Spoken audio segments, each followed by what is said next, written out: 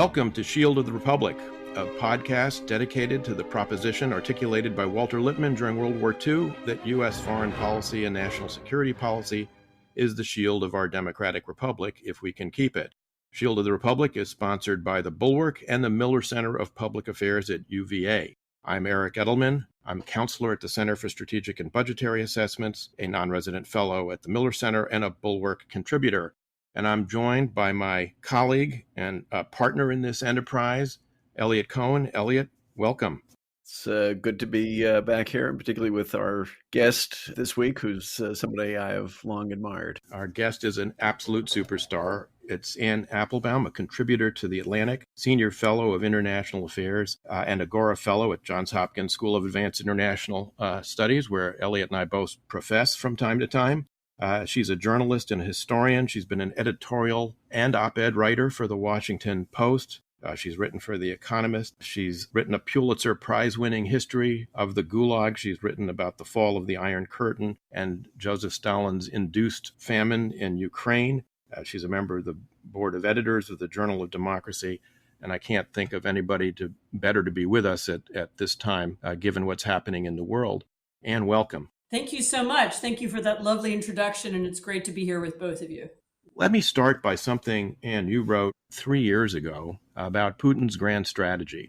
And it ended saying, at the beginning of this essay, I called Putin's tactics a grand strategy. But of course, it's really something rather different than that.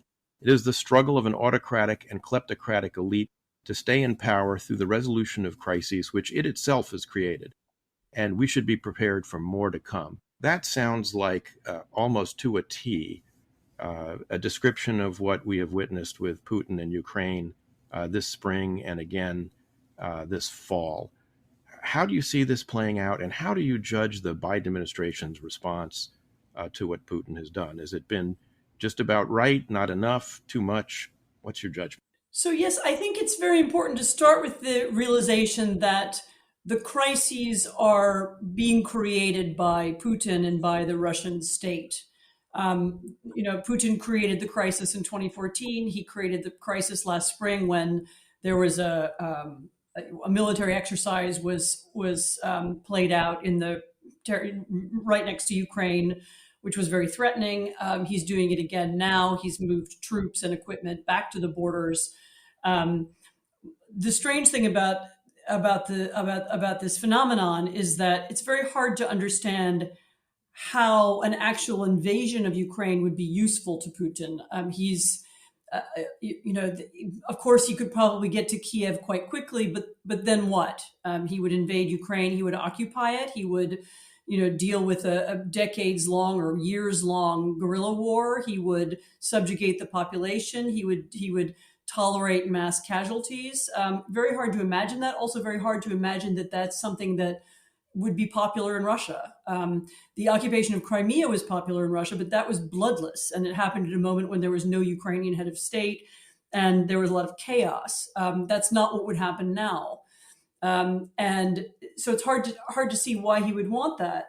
At the same time, Putin has been saying quite clearly over and over again for many years now, and most clearly in the last few months, that he doesn't believe Ukraine is a state.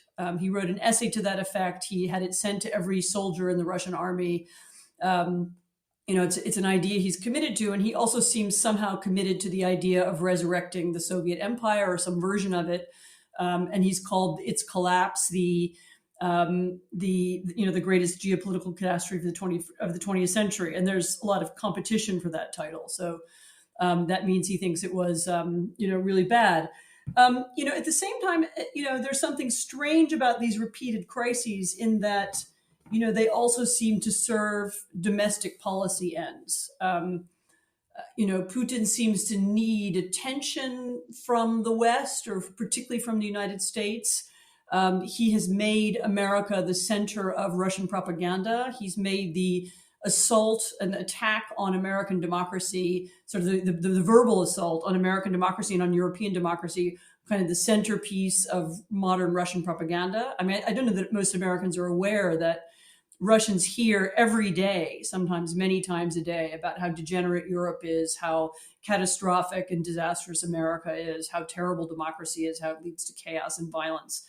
And that's a central piece of his strategy. And that is, as I said in that essay from 3 years ago, that's part of how he stays in power. He's somebody who increasingly lacks legitimacy. In the past, he was, his legitimacy came from his claim that he had, restored some stability to Russia, that Russia had some economic growth. That's no longer the case. Russia's had a disastrous COVID experience. The awareness of his regime's corruption and theft is pretty widespread at this point, not least thanks to the efforts of the democratic opposition in Russia.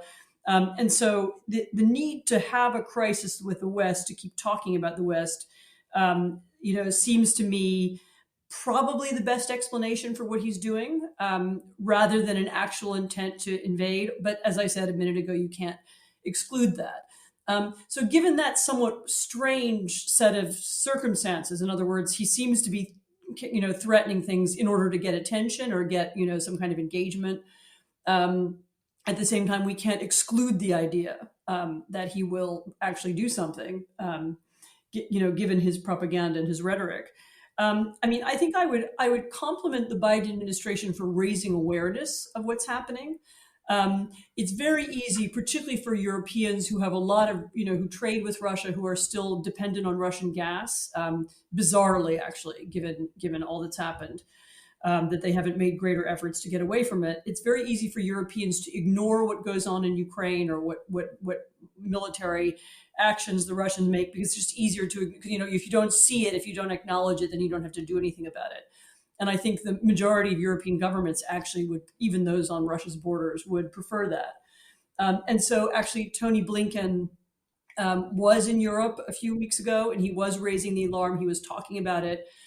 They've been very loud, that this is unacceptable. And they have, and I compliment them for doing that, because certainly the previous administration would not have done that. And I don't even know if the Obama administration appreciated the degree to which these Russian threats might be real. Was it wise to engage with Putin and thus give him what he wants? Without knowing the details of the conversation, that's a little harder for me to say. So they did there was a meeting and a conversation, and it was, it was the central news on Russian television for many days, although less so in the United States. And that was, of course, that was what Putin wanted. At least publicly, the both National Security Council officials and the press conferences after the event have said, the United States will not give in to any Russian red lines, and we're not going to make any promises about Ukraine. And all that sounds right to me.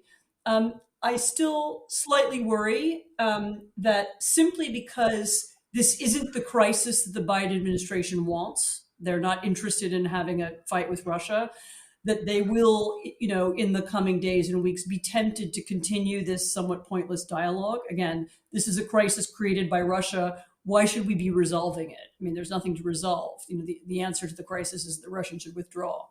And I worry the Biden administration will get dragged into that, just kind of diplomatic inertia, and they'll keep talking, and the Russians will keep using that for propaganda. And I hope that at some point they'll be able to cut it off. And then, of course, the other piece of the story that we don't really know is the degree of American military support for Ukraine. There has been some. This is, as you remember, this was the cause of the first impeachment crisis in the Trump administration. It was the military equipment that we had promised to Ukraine and that Trump was inclined to not deliver.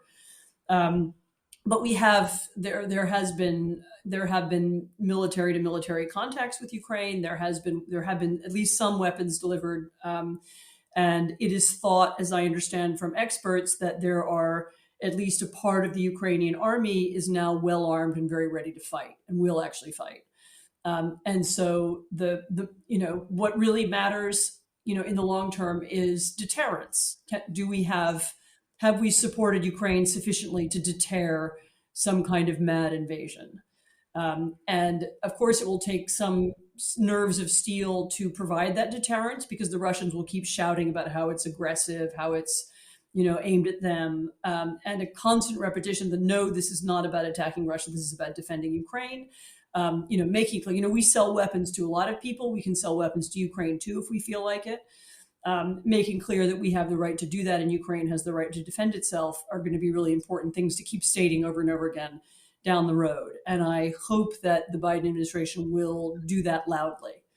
They haven't wanted to emphasize that piece of the puzzle so far, but I hope they will in future. Before I kick it over to Eliot, let me just pull on that string that you've just pulled out here about the Biden administration's response and your concerns about, continuing the dialogue with Russia. There are two things that have made me a little concerned. One is the discussion, rather loose discussion of, quote, finding, as the president said, some accommodation with Russia, finding a different group of countries to discuss this with when there are already venues that the Russians have agreed to. There's a NATO-Russia Council, there's the OSCE. They're perfectly fine venues to discuss this. Why we need to invent a new one to propitiate Putin, I'm not at all clear on. And a story that NBC had the other day that there is a $200 million package of assistance to Ukraine that's being held up by the Biden administration for fear of offending Putin somehow or provoking Putin.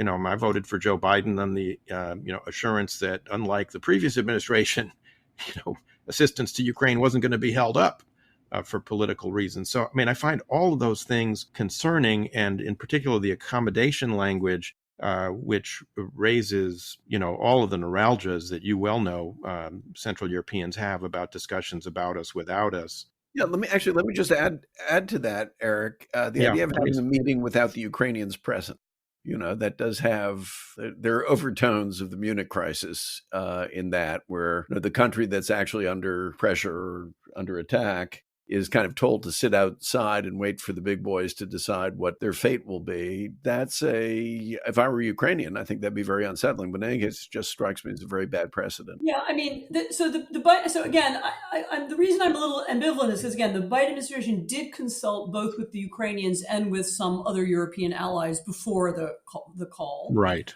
And there was a very clear statement on a kind of press call before the call, also that we are not giving into any red lines and there will be no accommodation. Whatever, and that's why I'm not really sure what this language means about, and it may be that someone in the Biden administration has said, well, if we offer some bogus diplomacy, then they'll, that's what they really want and they'll shut up. That is better than offering them, Kiev, and there have been a couple of voices in the American sort of foreign policy community who have said, let's let them have Kiev if they want Kiev, because then they'll be satisfied with that, which really sounds like the 1930s. And so nobody has said, there's no threat so far to the territorial integrity of Ukraine. But yes, it's a little ambivalent. One would like some clearer language. The language has been, not just unclear, but slightly different in different contexts. They sound kind of tough off the record, and they sound less tough in public. I don't know whether that's with maybe mistaken belief that they can, make the Russians calm down if they say things like that. And, I don't know. But you're right. I would like more clarity than there has been. Let me ask you a somewhat different question, Anne. As I listen to your description of Putin's motives, in your analysis, as in the analysis of a lot of other people, there are really two strands. One is corrupt, kleptocratic, obsessed with maintaining his own power and with personal gain, to the extent that at this point that matters, given how many billions he probably has squirreled away. On the other hand, there is, if one could put it this way, a sincere, I suppose, ideological commitment or set of beliefs that Ukraine is not simply not a legitimate country, that it belongs as part of Russia, and that Putin has a historical mission, which is to restore Russia as a European great power. And, those two can coexist. But I wonder if you could help us understand what's the nature of the balance between them. And I'll throw out a hypothesis to you, and I'd be really curious to know what you make of it, which is that the older he gets, they both become more important because he's, as you say, there are limited number of domestic accomplishments he can point to, and they've been taking a battering from COVID.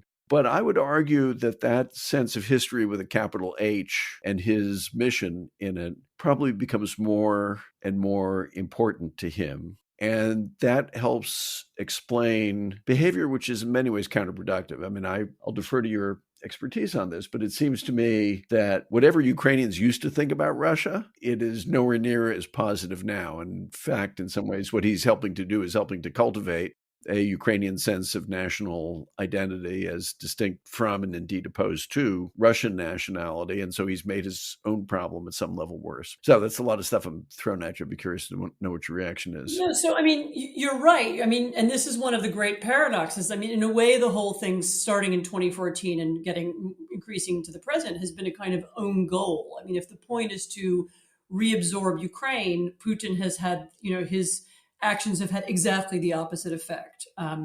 Ukraine is now more consolidated as a nation and as a state than it was before. One interesting statistic is that every year, more Ukrainians, so just to be clear, Ukraine is a bilingual state where everybody speaks Ukrainian and Russian. Everybody does. But more and more every year, more people describe their native tongue as Ukrainian, which simply means that more people identify firstly with that language and with that, that sense of cultural identity. I mean, there are plenty of Russian-speaking Ukrainians who are also Ukrainians, but nevertheless, they claim the Ukrainian language more and more, and you have a ever clearer sense of national identity that wasn't there before. And one of the results of that is you have a better military than you used to have. You have a better economy actually at the moment than you used to have. I mean, it's also been damaged by COVID, but Ukraine has been doing a lot better in recent years. So Putin's, activities had exactly the opposite effect of what you would expect. And I mean, as I said, but at the same time, I think your observation about him aging, I mean, to which I would add that he is also much more cut off from people than he was before. And this is, again, partly COVID. He's surrounded now mostly by security guards. He has much less contact with other kinds of Russians than he used to do. There used to be, in Moscow, there were sort of leaks from Putin's entourage that you could hear, and people had been to see him, or there was a conversation or something. You don't really hear that anymore. So we don't really know what he's thinking. And he's much more cut off. And he may now be, worried about some, as you say, some kind of legacy or some kind of big thing he needs to do in order to stay in power, and all that makes him more dangerous. It's this element of irrationality. I mean, if he was calculating rationally, he would first of all not be doing what he's doing because it increases Ukrainian national identity, and second of all, he wouldn't do it because, as I said, it's interesting. The war in Crimea was popular. The occupation of Crimea, I should say, was popular in Russia, but the war in Donbass, which has gone on and produced casualties, is not popular. And there's not even that much written about it in Russia. They don't hear about it much. And I just don't see that a big, bloody war with Ukraine is going to help Putin. And so that's also irrational. But you have to take into account when you're dealing with someone like him that he may now be more irrational than he used to be. He may be more worried about staying in power. He may be older and more worried about his, weird idea of legacy. He may have lost more touch with reality than he was in the past. Perhaps it'll foreshadow our discussion a bit about the autocrats and why they're winning. But I mean, Eric, given your expertise on Turkey, I have to say there's been part of me that's been thinking something similar about Erdogan.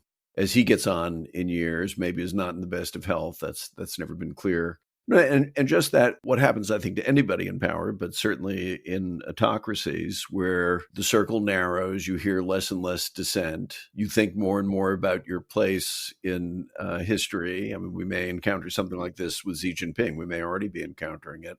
And I think you're going to have a whole bunch of them simultaneously going through this. The last thing I'd just point out is not to resort to the argument ad Hitlerum, which is always a bad argument. But if you remember when Hitler's talking to his generals in 1938, and he's kind of laying out when he thinks they need to move, part of it is driven by his own sense of mortality and his feeling that he doesn't have, several decades ahead of him. He may have one to accomplish his historical mission. And, that's kind of worrisome. Well, both of them have a huge succession problem. I mean, Putin needs to find a Putin to whom he can turn over power, because otherwise he is, very vulnerable. Erdogan has exactly the same problem. This is probably a good point, Anne, to turn to the larger context in which this whole Putin-Ukraine crisis is playing out, which is the larger confrontation between authoritarian and democratic regimes, which I think is in many quarters an unacknowledged important part of this return of great power competition. This is not just merely sort of, great powers jostling for advantage in the international system. There is an ideological dimension to this, and you've written about this and talked about why the bad guys are winning, and you've talked about your own experience with the democratic recession in East Central Europe. So why do you think the bad guys are winning? What's allowing them to seize a march on democracy when 20 years ago we all thought that democracy was the unstoppable wave of the future? It would mark the end of history, etc. So the bad guys are winning was a cover story that I wrote in The Atlantic that was published a few weeks ago. And really the thesis of that was that actors like Putin, even Xi, Erdogan, throw in the Belarusians, the Venezuelans, the Cubans, even the junta in Myanmar, no longer act on their own, or to be more specific, they cooperate and collaborate with one another in ways that actually in the past might have seemed strange. You have regimes that have sort of theoretically very different ideologically. I don't know what you call Putinism, right-wing nationalism, plus, Venezuelan Bolivarian communists, socialists. You have Chinese communists. You have Iranian theocrats, all of whom actually now operate in some very similar ways and have begun to help one another. Because all of them perceive in the way that, like Putin, all of them perceive democracy both as an idea and as a reality, as a threat to them personally. And the way they cooperate is also a little bit different from in the past. It's not just kind of, I don't know, they're East German military advisors going to tell people how to set up their own KGBs. It's on a number of levels. It's on the level of companies. So these kind of quasi-state, quasi-private companies that you find in Russia or China, invest in one another's deals. They help one another out. They use the same, disinformation tactics, which they share. I mean, the Russians invented a whole way of doing disinformation, which has then been adopted by others. And in some cases adopted by political parties in the democratic world as well. They take advantage of loopholes in the international financial system to steal and launder and use money to buy political influence, both inside their own countries, but also abroad. And they all use these very similar avenues and tactics, and they use them both to keep themselves in power and to keep one another in power. So you have the phenomenon of not only the Russians propping up the Belarusian regime, which is a very weak regime and very unpopular. You have the Russians propping them up, but also the biggest Chinese investment in Europe is in Belarus. The Cubans speak up for the Belarusians in the UN. Very similar situation in Venezuela, actually, where the Venezuelan regime is now propped up again by Russian, Chinese, Iranian, Turkish investment. Which would again ideologically nuts. I mean, unthinkable groups of countries working together to keep Maduro's narco state in power. But they do it because they all have in fact one thing in common, which is that they all feel threatened by the same kinds of democracy movements, and they all feel threatened also by the rule of law, language, and reality of the Western world. And the imbalance, of course, is that the West hasn't seen this or hasn't wanted to see this. And I say the West broadly, actually, I should use the expression the democratic world rather than the West, because I include Asian democracies and Latin American democracies too. The democratic world hasn't really seen this as a threat. These are countries that we all do business with. We all have very complicated, elaborate relationships with them, especially China, but not only. the kleptocratic loopholes that they make use of are the ones that we created and we also use, or our bankers, have facilitated. And the disinformation tactics that the Russians and others invented have been used by parties and democracies as well, including the Republican Party in the 2016 election. And then you could even argue they're still using some version of that now. This kind of use of deep polarization and the deliberate creation of false reality. This is a famous Putinist tactic. So what I'm saying is that they have been pushing back against democracy very consistently. We haven't seen it as a problem, and on the contrary, we have used some of those tactics ourselves, or we have allowed them to be imported into our politics. I mean, in a way, I suppose it's kind of the flip side of globalization. Globalization brought many good things and positive trade and contact between people and the spread of technology and prosperity. I mean, it had many good sides, but the downside is that the autocracies have just as much influence inside our countries as we have in theirs, maybe sometimes more, and also that the loosening of financial regulations around the world have made possible these kleptocratic activities that have benefited bad actors in the United States as well. I mean, as far as I'm concerned, much of Donald Trump's the latter part of his career was enabled by his the Russian and other oligarchs who bought properties within his buildings, mostly anonymously. Including during his presidency. There were shell companies were buying apartments in Trump properties. We still don't know whose shell companies they were.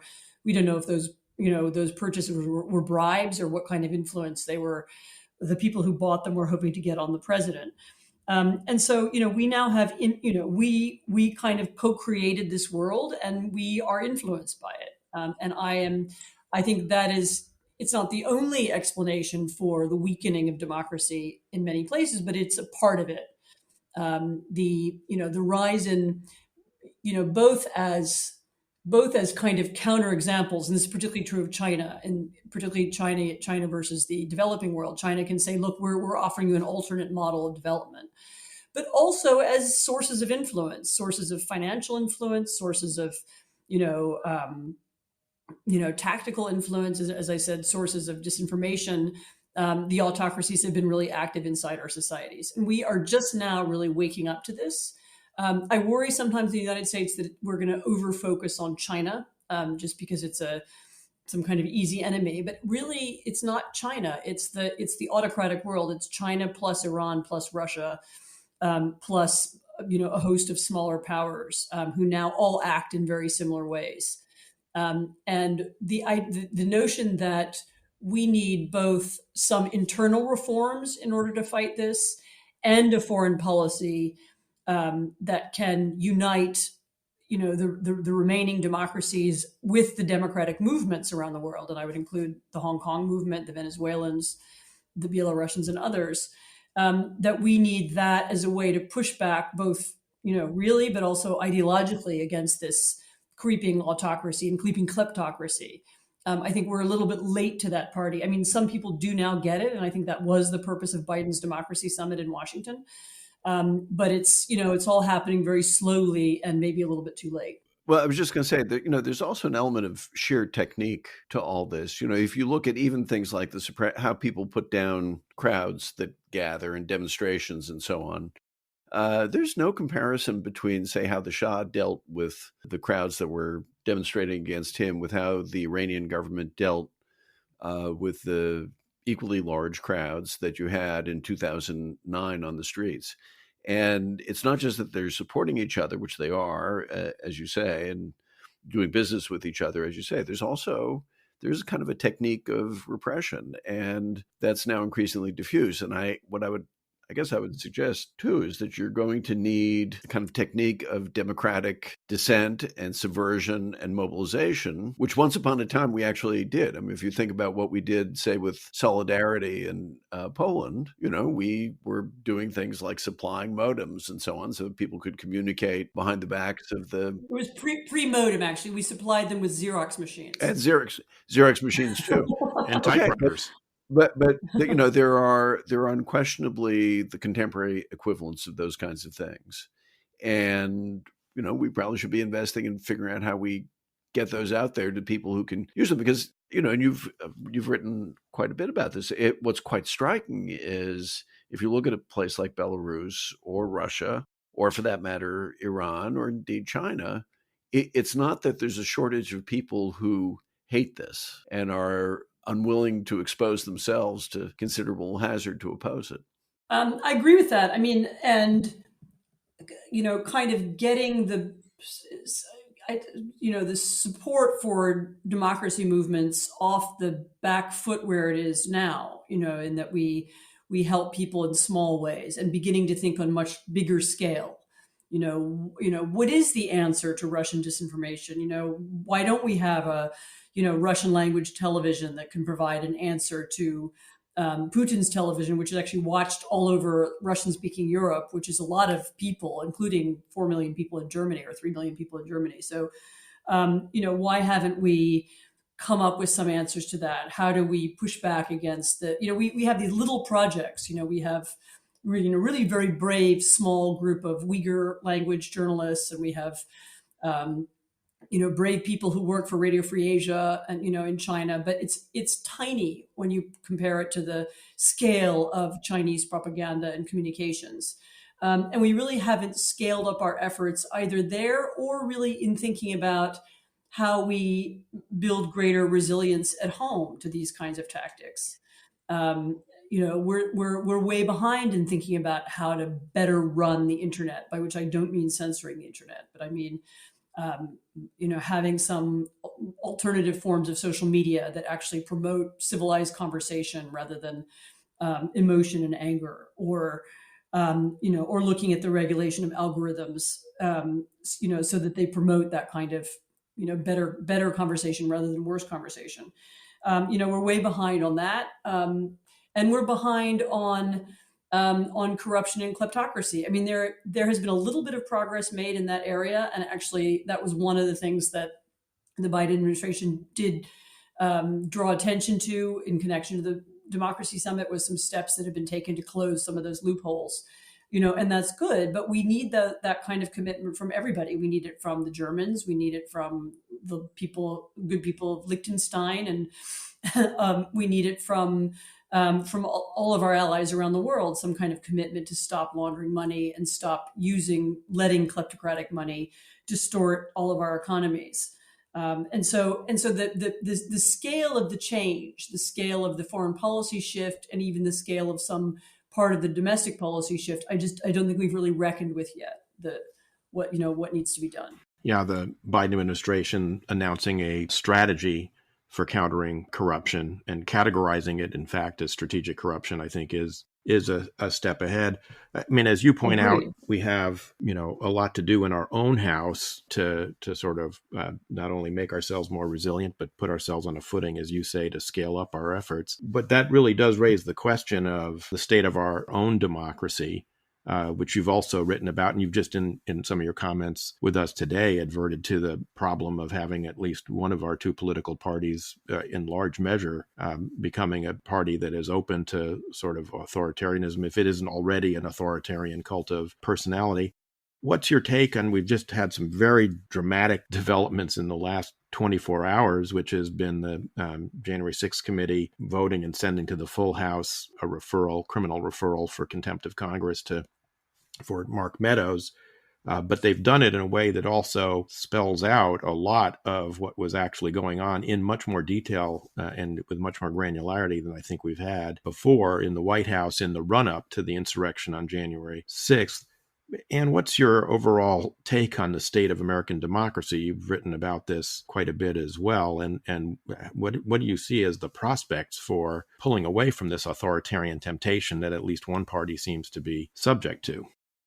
I think you're right. I mean, what's happening inside the Republican Party is frightening. And it's frightening not because people don't know what happened. My sense is that a large part, certainly if we're talking about the Republicans in Congress, a large part of them do know what happened. They knew at the time that President Trump was seeking to overthrow the results of the election. They knew that Joe Biden had won legitimately. Some of them were going along with Trump. Some of them were ignoring what was happening with the hopes it would go away. And since then, they've doubled their efforts in trying to deny that anything was happening. And of course, the use of this commission is that it brings the contrast between their panic on the day of January the 6th and their, the sort of subsequent cover up. It makes that even clearer. The decline of one political party is something that's happened in other countries. I mean, I'm in Warsaw right now talking to you, and it's happened here. We have one. Here, unfortunately, it's the ruling party, which has become ever more authoritarian and has begun also breaking rules and, distorting the, political climate for its own benefit here. So it's not an unknown problem. And I think in America, a little bit like it's been hard to get people to pay attention to the rise of autocracy, it's been very hard to get Americans to understand that one of their political parties is no longer believes in American democracy, or no longer wants to support the voting system, or at least it's willing to be complicit in allowing a part of the party to undermine our system and our faith in our institutions. It's hard to believe that it's true. And I think if you ask, I think I saw some polling recently that showed that most Democrats don't believe that, meaning Democratic Party voters don't believe that democracy is in crisis. They were convinced the election of Biden solved the problem. And I'm afraid that's not true. The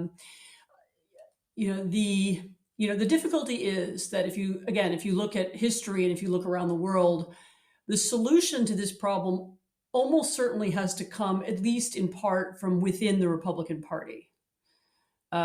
So it will have to come from authorities inside the party or inside the, whatever we call it, and they're not really conservatives anymore, but within what we used to call the conservative community, whether it's religious leaders or business leaders or journalists or with big platforms or politicians. It's going to have to come from them. They will have to push back against this, anti-democratic, really actually anti-American force that's now taken over the party. And of course, the numbers of people who are willing to do that is just vanishingly small. I mean, right now it's basically Liz Cheney and Adam Kinzinger. And on a good day, Mitt Romney. On a good day, Mitt Romney, but not reliably, I don't know, maybe Susan Collins or Lisa Murkowski would vote one way or the other, but they aren't vocal, and they aren't really contributing to the necessary, delegitimization of the Trumpists. And so, it is my hope that they'll continue to do that, and that slowly and that's of course what they hope, is that they'll slowly begin to get more support. But it's going to be a long road. And of course, the dangerous thing is we're a two-party system. They're the opposition party. It's very likely that in 2022 or 2024, they can win again. And the danger is that when they win, they start behaving like the Law and Justice Party in Poland or like Fidesz in Hungary, and they begin to alter the political system so that they can't lose again. And to some extent, that's already happening, and that there are these attempts to rig the voting system and to gerrymander the voting system and so on, so that they can't lose. They're trying to do it even while they're out of power. And the difficulty is going to be in raising awareness so that enough Americans know and care. I think both Eric and I agree with you. We've got between us a few of the scars from those battles. And one of the problems in the United States is intellectuals actually can't do very much about this, I think, without real politicians leading the charge. I wanted to actually use this to pivot, if we could. As Eric said in the introduction, you're a terrific journalist, but you're also a deep historian. And I thought it might be interesting if we could explore a little bit how you came to be where you are, not your career progression necessarily, but talk a little bit about intellectual influences, the kinds of things and the kinds of people that have shaped your view of the world. And then maybe we could also, if we have time, talk a little bit about an issue that the three of us have shared in common, which is what happens when some of the people who you thought were your comrades in arms turn out not to be. Yes.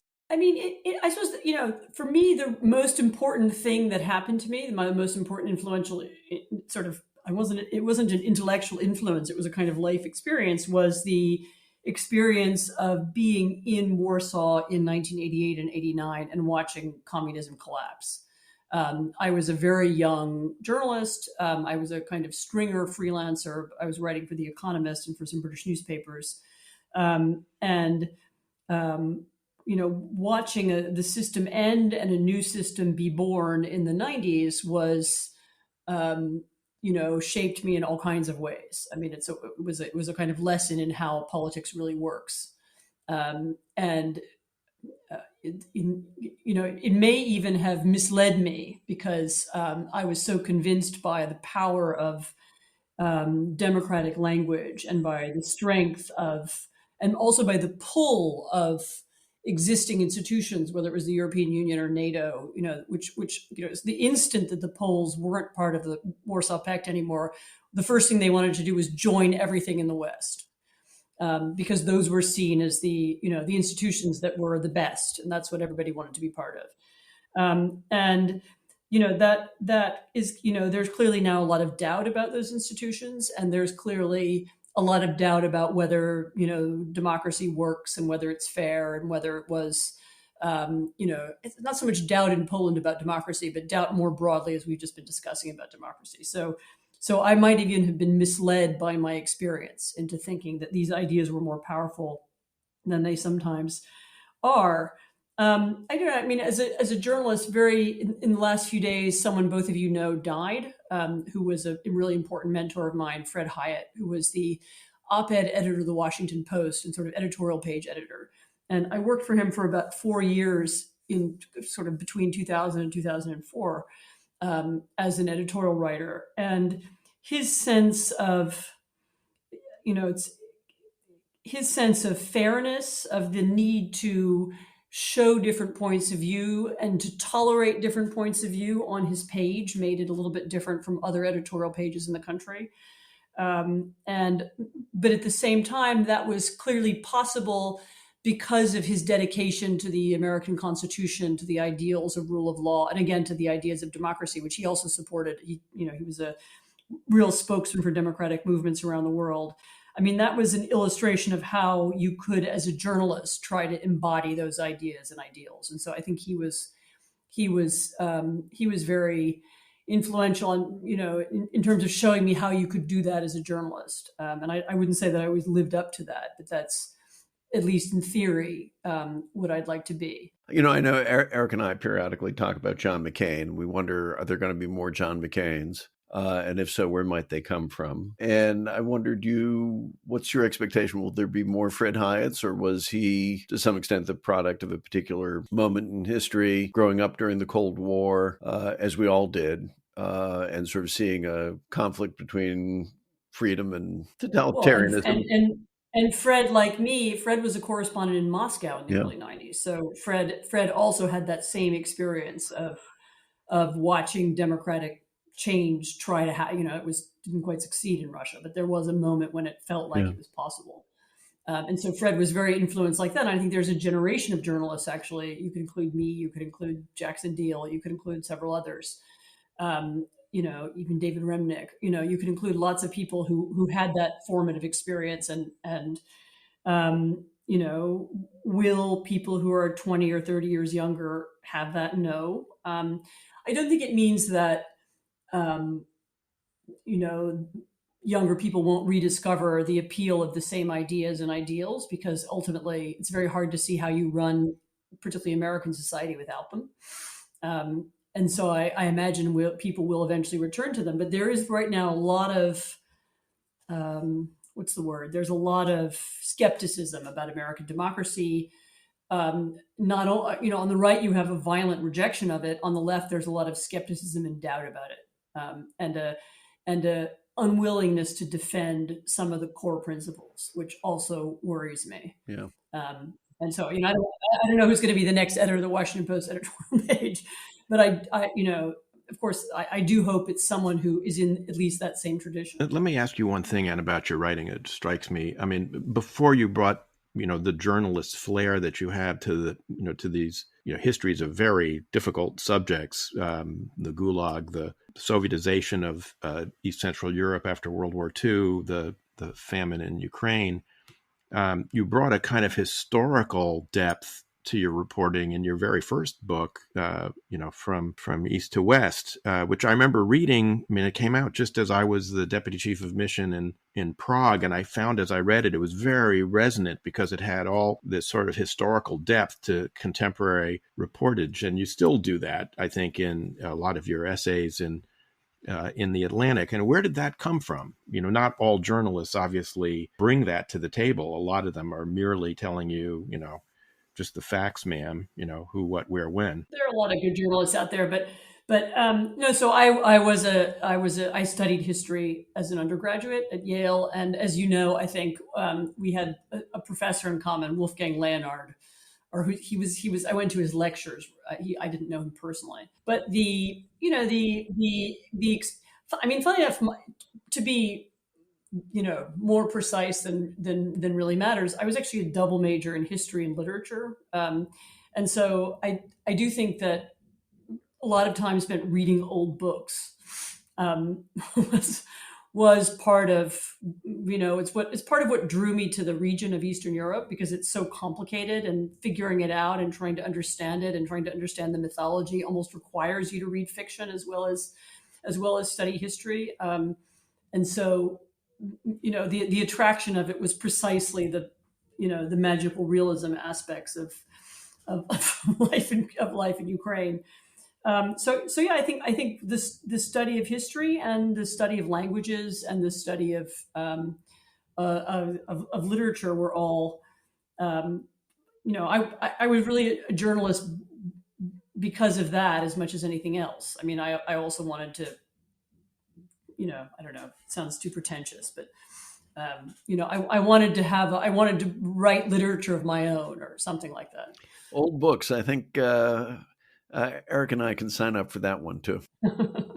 Our guest today has been Anne Applebaum. We've been delighted to have her. It's been a great conversation, Anne. We could go on for hours on all of these subjects. And given the fact that the authoritarian international that you've described is not going away anytime soon, but seems more likely to be a condition of international life going forward, I hope we can have you back sometime in the future to join us again. But thank you so much for sharing your thoughts with us. Thank you. And thank you. Thank you. It's a great conversation. We'll do it again. And thanks to both of you. Thank you very much for being a dedicated listener of Shield of the Republic. We're growing at a rapid pace and hope to continue this trend. If you've been enjoying the podcast, please give it a 5-star rating and write a review. It'll help us spread the word and get others to listen in to Shield of the Republic.